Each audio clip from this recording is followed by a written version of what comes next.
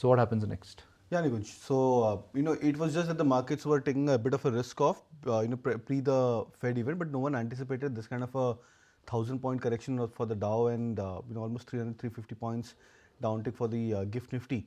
So, this now puts into place the kind of reaction which the markets had on Friday, and then the subsequent next 3 days where we saw the index going into selling spree, and then we saw the market breadth deteriorating, large cap names, particularly the banking stocks, showing signs of weakness. So all of that now gets put into place with the kind of selling which you've seen over the last 3 days. We will be breaking below the critical support of 24,200 from where we bounced off on the previous Friday, as well as maybe close below the 24,000 mark also for the index.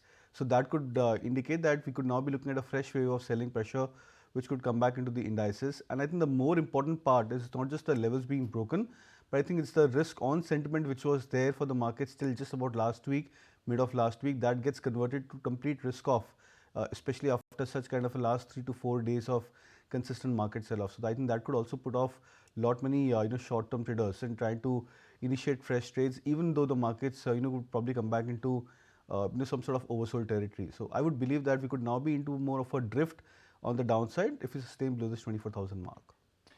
Okay, let's see whether we stay around that, because our team was helping in pointing out that PCR is quite low, so perhaps a bounce at some level might not be completely ruled out.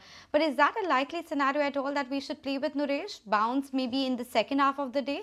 Or do you think we're drifting lower and we'll break that 23,800 mark as well?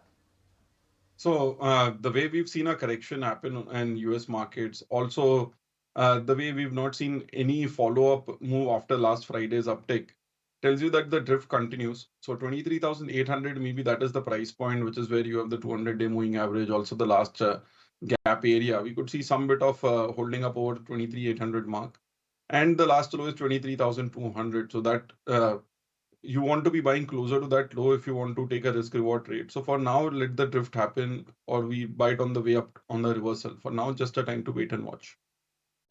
If you like this video, then like, share and subscribe to ET Now.